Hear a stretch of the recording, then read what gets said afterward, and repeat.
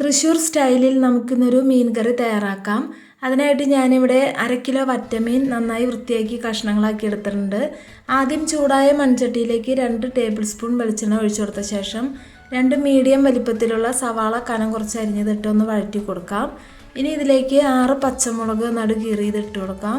ഒരു വലിയ കഷ്ണം ഇഞ്ചി ചതച്ചത് ഇട്ട് കൊടുക്കാം.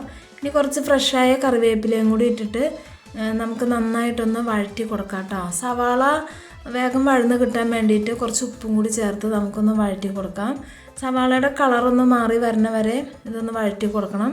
ഇപ്പോൾ ചെറുതായി കളർ മാറി വന്നിട്ടുണ്ട്. അതിലേക്ക് നല്ലൊരു പഴുത്ത തക്കാളി നീളത്തിൽ കനം കുറച്ച് അരിഞ്ഞത് ഇട്ടിട്ട് നമുക്കൊന്ന് വഴറ്റി കൊടുക്കാം. തക്കാളി നന്നായി ഉടച്ച് കൊടുക്കണം. തവിയും കൊണ്ട് ഉടച്ച് നന്നായി വഴറ്റി കൊടുക്കുക.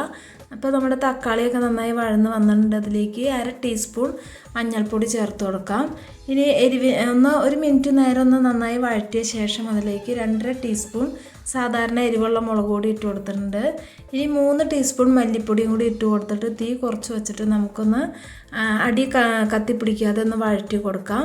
ഇപ്പോൾ പൊടികളൊക്കെ മൂത്തു. ഇനി ഇതിലേക്ക് പുളിവെള്ളമാണ് ഞാൻ ചേർത്ത് കൊടുക്കുന്നത്. ഞാനിവിടെ 2 കുടംപുളി 1/4 ഗ്ലാസ് വെള്ളത്തിൽ തിളപ്പിച്ച ശേഷം കുടംപുളി പിഴിഞ്ഞ് മാറ്റി വെച്ചു. ഇനി ആ വെള്ളം മാത്രമാട്ടോ ഞാൻ അതിലേക്ക് ഒഴിച്ചു കൊടുക്കുന്നത്. അപ്പോൾ വെള്ളം ഒഴിച്ചു കൊടുത്തു.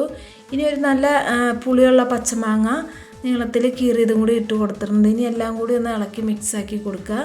ഇനി ഇതിലേക്ക് വലിയ തേങ്ങയുടെ 1/2 മുറി തേങ്ങ ചിരണ്ടിയ ശേഷം ഞാൻ 3 ഗ്ലാസ് വെള്ളത്തിൽ പിഴിഞ്ഞെടുത്ത നല്ല കട്ടിയുള്ള തേങ്ങാപ്പാലാണ്.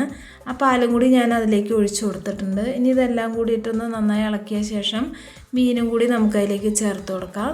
മീനിട്ട ശേഷം നമുക്ക് ആവശ്യത്തിന് ഉപ്പും കൂടി ഇട്ട് കൊടുത്ത ശേഷം മീൻ ഉടയാതെ പതുക്കെ ഇളക്കി കൊടുത്ത് നമുക്കൊരു 5-6 മിനിറ്റ് നേരം മൂടി വയ്ക്കാം.